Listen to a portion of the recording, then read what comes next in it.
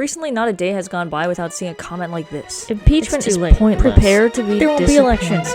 It's over. As someone who focuses on climate change, which is the ultimate cooked, I feel that I'm a little bit uniquely positioned to talk about doomerism. Now, I've said many times that I don't interact with climate deniers. What I'm more worried about is the millions of Americans, the over 70% of Americans who do know that climate change is real, and many of them are not doing anything about it or don't know what to do about it. The people I'm most concerned about are not the climate deniers, it's the climate ambivalent. These are people who know climate change is real and they have the privilege and access to do something about it, but they choose to sort of ignore the problem. People who say, what's the point of recycling anyway? Or it's no big deal if I choose fast fashion. The world is crumbling, I might as well enjoy it. This is a tactic that feeds right into the hands of big oil and those who seek to profit off of things like doomerism. So in these comment sections, I find it really unhelpful when someone is talking about how we're going to make it to midterms and a commenter is always saying, we're not going to have elections in 2026.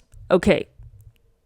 We probably will have elections in 2026, and yes, there are probably going to be systemic barriers that will make voting harder, especially for people that they don't want to vote. But there will be an election.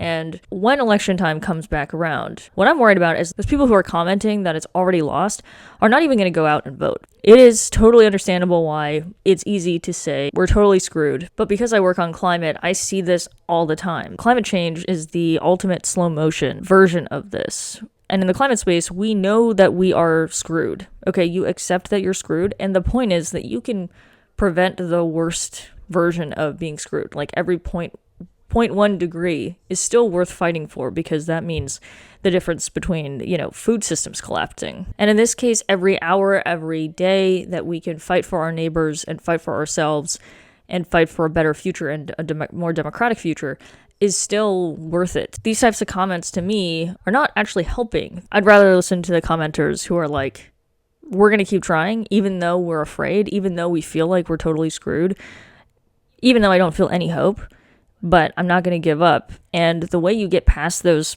horrible feelings that prevent you from getting out of bed in the face of this ultimate danger is working with other people and working on solutions and coming together to turn that despair into action. If you're one of those defeatist people who are commenting this, I know it's coming from a place of fear, and it is a very scary time. If you have it in you, I encourage you to find local organizing and get involved. You don't even have to do that. At the very least, I recommend you step away from your computer, go outside, take a walk, go to your favorite cafe, just log off for the weekend because it is very heavy and you can't be in the fight if you are just going to feel despair.